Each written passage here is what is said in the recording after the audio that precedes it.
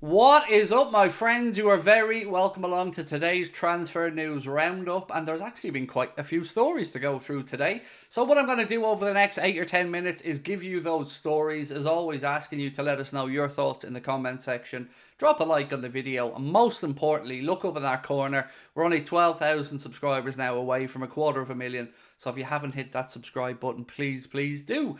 I'm going to start off with a story you want me to start off with, and that is about the interest from Liverpool in Gonzalo Inacio from Sporting Lisbon. So look, I'm going to read this that came in earlier on today, and then you guys can have your say about it. Let me know in the comment section what you think, and we'll have a bigger conversation about it on the live show at 8:30 tonight. So it said, fresh reports coming out of Portugal are claiming that Liverpool have made Sporting defender Gonzalo Inacio their priority target. This week's Corriere de Manha at the weekend said the Reds were continuing to prepare a proposal to bring the 22-year-old centre-back to Anfield. The report states that the Lisbon Lions will, that's what they're called by the way, Celtic fans, don't have a pop at me, they're called the Lions, that they will ask for €60 million or £52 million for the player, which is of course his release clause. They say the Sporting don't want to sell in this window because they're obviously fighting for the league title over there in Portugal, but they can't do anything if the release clause is triggered and met. And that's kind of been the vibe of what's coming out of Portugal about Liverpool and Inacio. They've said this weekend as well that he turned down the advances of Newcastle. They spoke about Real Madrid being in the wings and also Manchester United. Now, interestingly, on the Real Madrid interest, Carlo Ancelotti has said they won't be signing a centre-back in this window. So is Madrid's interest there for the summer? I don't know. Manchester United, well, let's be honest, that's going to be a last case scenario from him. If nothing else happens, then maybe he goes to United. So again, we want to know your thoughts on this. Do you think Liverpool should be looking to spend that much money? Or do you think Itakura is a better avenue for Liverpool in the summer? His release clause is about 12 or 13 million pounds. That only comes into effect in the summer. But if you look at it like this, I ask what type of centre-back do we need? And I guess Klopp's the one to give you that answer. But if you look at who we're losing, it's Joel Matip. We're losing that senior centre-back. So replacing them with a 27-year-old, I think Itakura is about 27, makes sense in that regard, and it's a reasonable transfer fee. But if the goal is to maybe put in a third centre-back to be part of a new trilogy for the next 5, 6, 7 years of, let's say, Kanade, Kwanzaa, and this new centre-back, as well as Joe Gomez then coming in to be the senior centre-back, maybe we look at it differently. So I guess it'll come down to what Jurgen wants to do there, and I can understand either one of them. Another story coming out, and this one I have to push back on a little bit. It comes from LFC Transfer Room, and they say Liverpool are considering Bayern Munich forward Leroy Sane as a potential replacement for Mohamed Salah this summer. Arsenal and Spurs are also expressing interest in the former Manchester City star. I'm going to say this there's no... I'm not going to say that they don't have sources that says that this is possible. I'm just going to say it's not going to happen.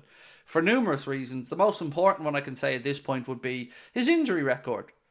Why would we bring in somebody who is 29 years of age now to replace Mohamed Salah, who isn't fit to lace his boots? It's for me, look, Leroy Sane on his day is brilliant. Leroy Sane, when he came from Schalke, I would have taken in a heartbeat. But replacing Mohamed Salah with a Leroy Sane, who would cost probably a good chunk of money, it's just bad business. And I don't think Liverpool are going to be that naive. And I don't think Liverpool are going to be that short-sighted. I think they will certainly look for somebody in the 22 to 25 category. Maybe even 21 to 25. Maybe even somebody by the name of, I don't know, Killian, as an example. But, you know, I have a lot of time for LFC Transfer Room, and they're good guys. But I very strongly disagree on this story.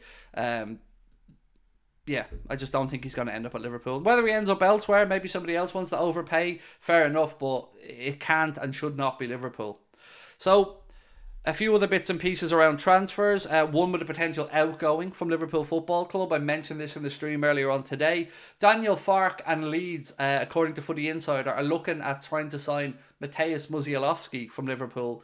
And this has been a bit of a weird one, right? So we've seen when we signed Musialowski, he was called the Polish Messi, and we were looking forward to seeing him break through. And he's had some little parts of success, but ultimately that pathway through to the first team, for whatever reason, be it the injuries or progress or whatever, hasn't really become clear for Musialowski. So if he could get a move to Leeds United, I think that would be a great move for him and his career path. Little one that's nothing to do with Liverpool really, but Al-Shabaab and Newcastle have apparently reached a provisional agreement about Miguel Almiron heading over to the Saudi Pro League. So, I don't know, take from that what you want.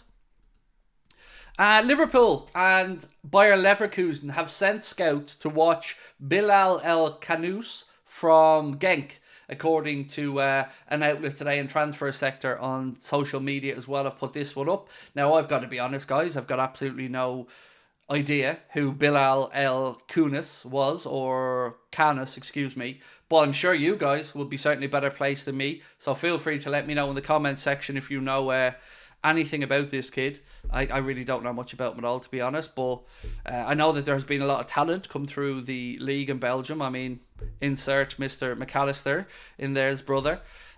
So yeah, let me know if you know this guy, and I'm sure there are people in the chat who watch more Belgian football than I do, which honestly wouldn't be that hard.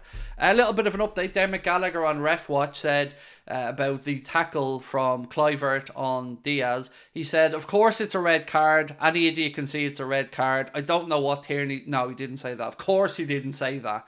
This is what he actually said. He said, is it above the ankle? Yes. I don't think it looks good. But, and here's the but, because he's got to defend his you know, the other ref here, doesn't he? Got to defend the ref. He said, he goes to play the ball, McAllister nudges him, he comes from such a short distance, he's just off balance. Is it a free kick and yellow card? Yeah, but I don't think it's a red, unless it's Liverpool and your name's Curtis Jones. Then rolling your foot on the top of the ball and hitting somebody with very little force is definitely a red card. But if it happens against Liverpool, nothing to see here. You know, mistakes not made, lessons won't be learned, and yada yada. So again, just to reiterate, if Liverpool do it, immediate red card. If it's done to Liverpool, nothing to see. We get it there, mate. Thank you for that one, mate. Really appreciate your input on that. And it's great to see the level of genius that you're working on there, mate. Right, so the Mail Sport have said Liverpool are tracking Palmeiras winger Luis Guilherme, and the Premier League leaders are keeping an eye on young, versatile attacking talent, although defence remains the priority, and that comes in from the Mail. We've seen a link to a lot of players from South America, particularly the Brazilian leagues, and Palmeiras seem to be developing quite a few good young talents. You've got Endrick, of course, who's going to Real Madrid. I think, if I'm not mistaken, Chelsea have been on the verge of trying to sign somebody as well. So, yeah, maybe Premier League clubs are looking at the South American or the Brazilian league for, I guess, value. So keep an eye on this one. I guess there will definitely be people in the chat who know a little bit more about Luis Guilherme than me. So let me know what to expect, how good he is. And it doesn't mention any potential price, by the way. Again, it is important to point out that they are saying that the preference will be, of course, or the priority will be to sort out defensive reinforcements in the summer. So we'll wait and see what happens there. But I guess a question to finish up with. With regards to right back, if Conor Bradley keeps going how he is right now at Liverpool Football Club, do you think Liverpool need to look for a right back in the summer to provide cover and or rotation, or potentially a replacement for Trent if Trent moves into midfield? I'd like to think that we can keep faith with Bradley and that he'll continue to play and remain injury free, because we've seen the potential the kid has, and he's only going to get better the more he plays and the more minutes he gets on the pitch with the senior pros. So for me, it's very important that he continues to develop for the remainder of the season. But if he does, I don't know. With him, Calvin Ramsey, Gomez being available as cover, do we really need to dip our toes in the market for a fullback in the summer? I would say no, but, you know, over to you guys to let me know. So, look, that is it. But don't forget, join me tonight at 8:30 if you're watching this. We will be live for the late night agenda. Wednesday, of course, we have another watch-along coming up. We're playing Fulham at Craven Cottage, second leg of the League Cup. And tomorrow, I'm going to be on top of the league for a watch-along of the Chelsea game against Middlesbrough, the other semi-final second leg of the League Cup. You can join me over there from 7:30. You'll find the link to top of the league in the description of this video. Chat to you guys soon. Thank you as always for your support, and I look forward to reading your comments. Talk to you soon. Bye.